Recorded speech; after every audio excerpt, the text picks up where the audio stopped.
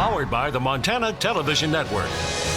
This is the 10 o'clock news on Q2, Montana's news leader. Good evening, everyone. Thanks for joining us tonight. I'm Jeanelle Slade. And I'm Russ Riesinger. As some cautious gun background suggestions emerge from a handful of Senate Republicans, an emboldened back-to-school ad from a Sandy Hook group has thrown caution to the wind. I finally got my own phone to stay in touch with my mom.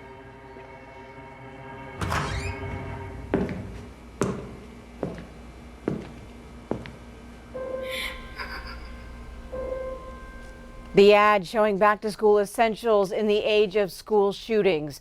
This as President Trump has dispatched Attorney General William Barr to discuss possible gun legislation proposals. And while he's assigned members of his cabinet to investigate the matter, the president himself has yet to reveal his position on gun legislation. Back in February, the Democrat-controlled House passed a bill that calls for background checks on nearly all U.S. firearms sales. But since then, it has sat stagnant. And now Democratic senators are calling on Senate Majority Leader Mitch McConnell to take action. But the Kentucky Republican says no action will be taken without guidance from the president. He says he wants a proposal that will make a difference, one that the president would actually sign into law. Attorney General Barr says a few ideas regarding background checks that have been presented to the president have not gained the president's support. And as we mentioned, gun safety groups are not holding back when it comes to protecting kids this school year. But as Jim Axelrod shows us, it comes as a visual that is tough to watch. That's the point. This year, my mom got me the perfect bag for back to school. It starts out like any other back-to-school spot. These headphones are just what I need for studying. But it's certainly not. These new sneakers are just what I need for the new year. This jacket is a real must-have. The sound of gunshots makes that perfectly clear. If the idea is to create a sense of terror students and parents live with every day, that their school could be next. These scissors really come in handy in art class. People at Sandy Hook promise have met their goal. I finally got my own phone to stay in touch with my mom.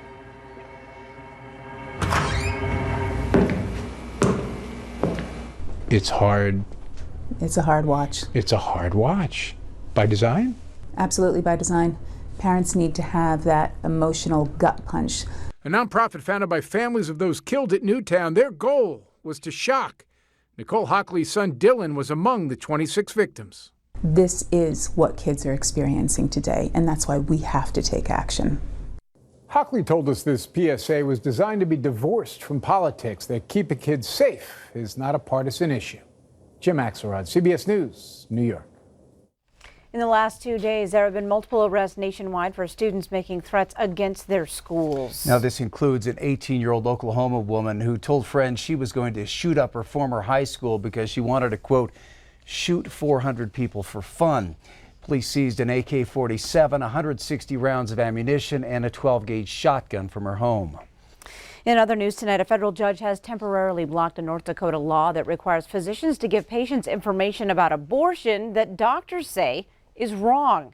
Now, that information is that the effects of abortion drugs can be reversed, something the lawsuit claims has not been scientifically proven and should not be presented as fact. The law went into effect at the beginning of August, joining 7 other states with similar legislation. North Dakota's Attorney General's office says it is now reviewing that injunction. And abortion rates are falling. In fact, it's the lowest they've been since abortion became legal in 1973. Experts say there are a few reasons for these new numbers. First, fewer women are getting pregnant. They say that's because the Affordable Care Act made contraception more accessible. And second, more women are opting to use medication like the so-called abortion pill to end unwanted pregnancies. This new report points out that abortion rates are down all across the country, not just in states with tougher abortion laws.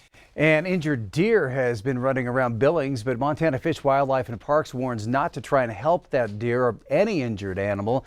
You might find it's best just to call them. FWP has received reports of the deer since Friday. This morning, the deer was seen roaming in a neighborhood near Colton Boulevard, west of 24th Street West. FWP's Bob Gibson says game wardens have determined the arrow has not badly injured the deer. He says the arrow may fall out or break, and it's not wedged into the shoulder bone.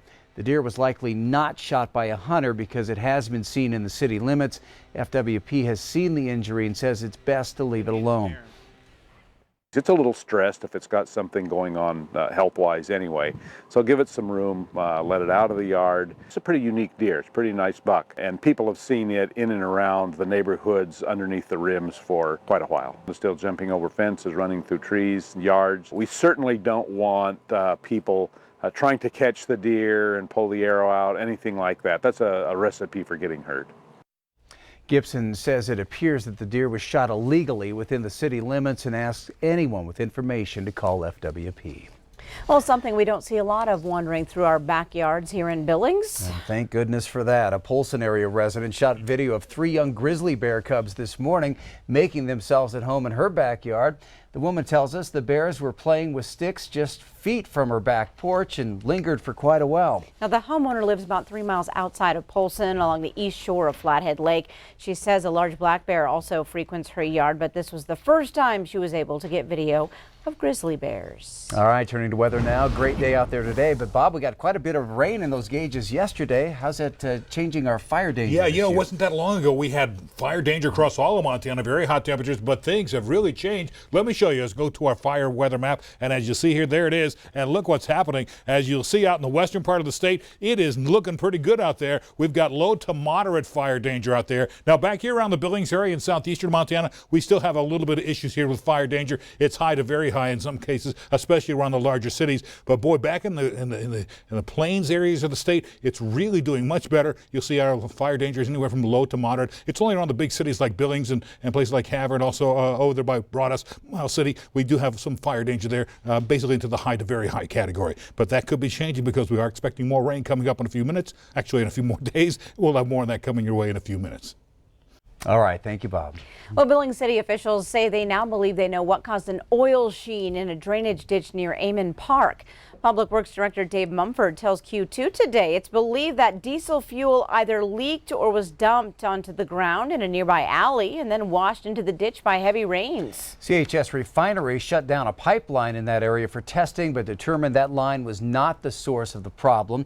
Mumford says about 5 to 6 cubic yards of soil was removed from the area and will be replaced with new soil.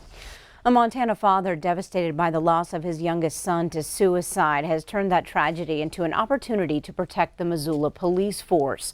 Now, that opportunity comes in the form of a new armored transport vehicle from Grizzly Security. Its owner, former Grizz and NFL standout Greg Harris, lost his son Andrew earlier this year after the 22-year-old Grizz player committed suicide. Now, Greg says this vehicle is a donation in honor of Andrew to protect his other son, Josh, who was recently promoted to Missoula police detective and also serves on the SWAT team.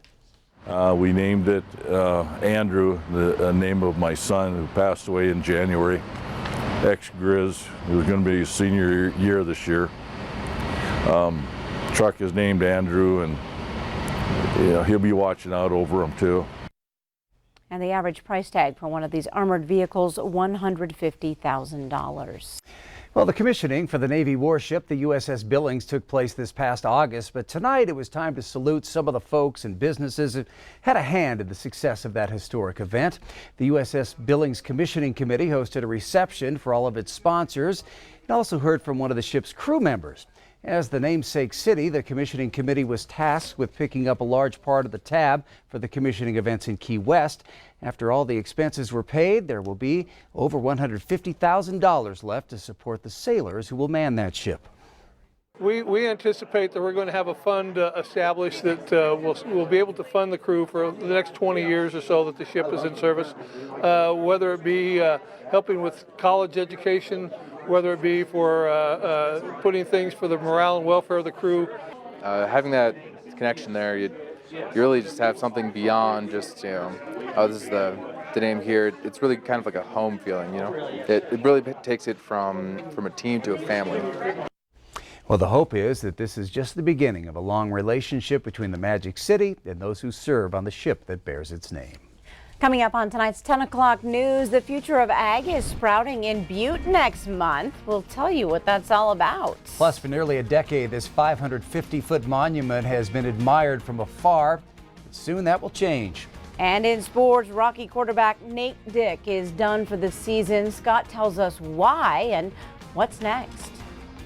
You're watching MTN News with Jeanelle Slade and Russ Riesinger. Storm Tracker weather with Bob McGuire. And sports with Scott Breen. This is the 10 o'clock news on Q2, Montana's news leader.